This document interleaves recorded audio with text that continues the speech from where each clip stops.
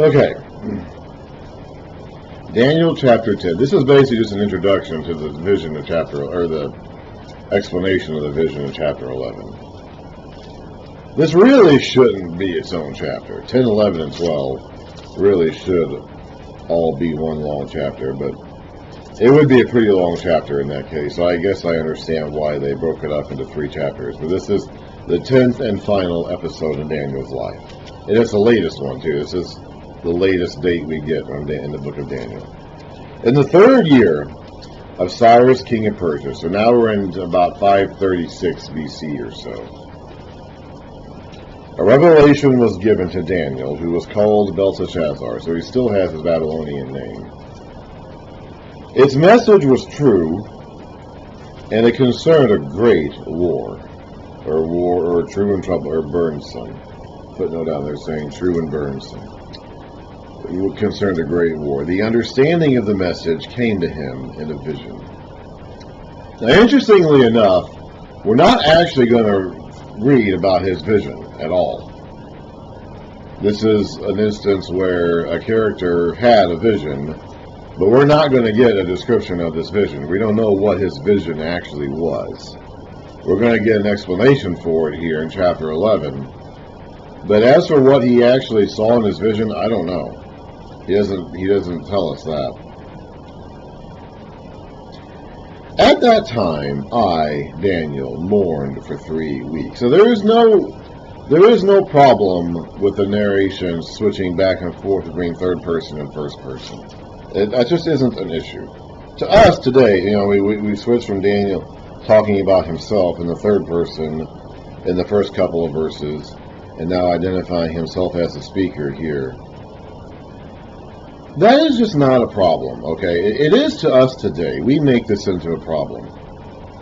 We see this as an inconsistency in the narrative style. But to the ancients, that is just not a problem.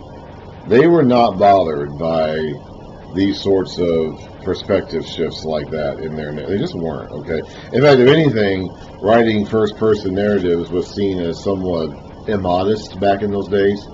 So a lot of ancient writing, the authors would self-obscure references to themselves by talking about themselves in the third person when it's really them speaking. Josephus does this a lot in his book, his account of the... Josephus, of course, the 1st century A.D. Jewish historian,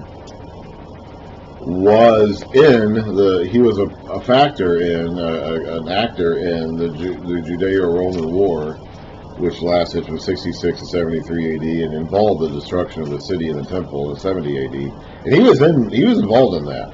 He was basically drafted by the Jews into being a general against the Romans at the beginning of the war, and then he was captured by the Romans and kept alive and used as a translator between the Romans and the Jews during the rest of the war. And then afterwards he ended up accepting an offer of patronage from the conquering Roman emperor at that time and lived the rest of his life in the emperor's old house.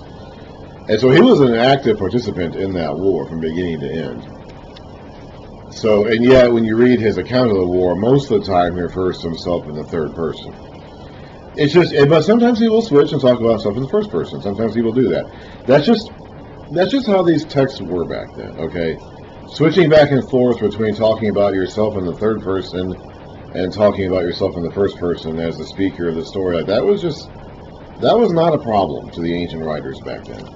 So I point this out because this is yet another one of those things that people today want to have a problem with, but the people who wrote these books or heard these books for the first time would not have had a problem with that. In fact, like I said, speaking in the first person would have been seen as immodest. So generally speaking, you would have referred to yourself in the third person in order to obscure references to yourself. Now that's different today, okay? Today, speaking about yourself in the third person is seen as immodest. That is what is seen as self-aggrandizing today. One of the more well-known wrestlers of the last 25 years is Dwayne Johnson, The Rock, and he became successful as a wrestler in 1997, 1998 because he began talking about himself in the third person. And the whole point was that he was a boasting and a braggart who was talking about, who is aggrandizing himself by talking about himself in the third person. Like in our culture today, talking about yourself in the third person is an egomaniac thing to do. But in this day and time, it's kind of the opposite. You were supposed to obscure references to yourself as the author for the most part, and so speaking directly as a first person was seen as kind of the more immodest thing to do. So there's no trouble with the person shift in these books. That's just something that we have a problem with that because they want to make a problem with that, basically, but the ancients would not have had a problem with that. Anyway, so he had a vision. We're not going to actually read about his vision, but he had one. At that time, I, Daniel, mourned for 3 weeks. It was a bad vision. He said it was troublesome, the message of a great war. It was a bad vision. I ate no choice food. No meat or wine touched my lips. So he didn't, it's not like he ate no food at all. He just ate no choice food. No meat or wine touched my lips. And I used no lotions at all until the 3 weeks were over. So I'm assuming he probably stunk by the time it was all said and done. I'm assuming he's talking about cleaning lotions here, but I don't really know. On the 24th day of the first month, this is the third year of Cyrus, king of Persia, as I was standing on the bank of the great river, the Tigris, I looked up, and there before me was a man dressed in linen, with a belt of the finest gold around his waist. His body was like flaming torches, his arms and legs like the gleam of burnished bronze, and his voice like the sound of a multitude. We've seen this guy before. Ezekiel saw this guy. Remember that weird vision he had at the beginning of Ezekiel? And he talked about this chariot. It was actually a vision of the chariot of God. And he talked about these creatures he saw coming towards him out of the fire, and the wheels that were on the ground next to them that went with them and moved in the direction they were moving in. And then this expanse that was above their heads, and this throne that was on the expanse, above the expanse, and then this being that was sitting on that throne. Ezekiel 1, verse 26. Above the expanse over their heads was what looked like a throne of sapphire, and high above on the throne was a figure like that of a man. I saw that from what appeared to be his waist up, he looked like glowing metal, as if full of fire, and from there down he looked like fire, and brilliant light surrounded him, like the appearance of a rainbow in the clouds on a rainy day. So was the radiance around him. This was the appearance of the likeness of the glory of the Lord. I think Daniel is seeing the same vision here of the same individual. And I think we can tell who this is through the features that we read about John describing of the individual who comes to greet him at the beginning of Revelation. Revelation chapter 1, starting in verse 9. We'll skip a little bit here. I, John, verse 10, on the Lord's day I was in the Spirit, and I heard behind me a loud voice like a trumpet, which said, and then in verse 12, I turned around to see the voice that was speaking to me. And when I turned, I saw 7 golden lampstands, and among the lampstands was someone like a son of man. Daniel's already seen this one like a son of man being escorted in the presence of the Ancient of Days, dressed in a robe reaching down to his feet, and with a golden sash around his chest. His head and hair were white like wool, as white as snow, and his eyes were like blazing fire. His feet were like bronze glowing in a furnace, and his voice was like the sound of rushing waters. In his right hand he held 7 stars, and out of his mouth came a sharp double-edged sword. His face was like the sun shining in all its brilliance. I believe it's all the same individual. I believe the being that Ezekiel saw sitting on the throne high above the expanse, above the cherubim's heads, and the one who comes here to greet Daniel face to face at the bank of the Tigris River, and the individual that John saw speaking to him, are all the same being, and I believe it is Jesus Christ. In Ezekiel and Daniel, Jesus Christ hadn't become Jesus Christ yet. He hadn't become Jesus yet. I believe in Daniel and Ezekiel we're seeing a description of the angel of the Lord. Throughout the Old Testament, and even still in some of the Old Testament books left to come, we read about the references to this being, this entity called the angel of the Lord, who speaks for God, who seems to speak for God, who has the authority of God, speaks as God, speaks in the first person as God, accepts worship on behalf of God. I think that's what, but we never get a description of what this being looks like. From the time we first started seeing the angel of the Lord mentioned early in Genesis up until the end of the Old Testament, we never get a description of what the angel of the Lord looks like. I believe we get that in Ezekiel and Daniel, even though Ezekiel and Daniel do not identify this being as the angel of the Lord. I believe that's what it is. I believe this is also probably the being that Nebuchadnezzar saw walking around in the furnace with the three other men in Daniel chapter 3. I don't know that for certain. Only Nebuchadnezzar can tell you that for certain, because he was the only one who saw. Even Daniel didn't see that. Daniel wasn't there for that event. Only Nebuchadnezzar can tell you that for certain. But I believe it could have been just a regular angel. It could have been. But I believe it's probably, again, Daniel is made up of individual units, 10 of them in fact. But it's also a whole, and each of these units kind of sheds light on and illuminates and explains other units. So I tend to think of the being that Nebuchadnezzar saw in Daniel 3 is this being that Daniel now sees in Daniel 10. And this is, by the way, the anointed one that that the angel Gabriel told us about in chapter 9. We just got done reading about 77s are going to be decreed until the anointed one comes. Like 69 sevens, and he's going to come, and he's going to establish the 70th seven. This is that being. So I think, again, thematically, we go from talking about the arrival of the anointed one, and now we see a glimpse of this one who will someday be anointed. He's not anointed yet.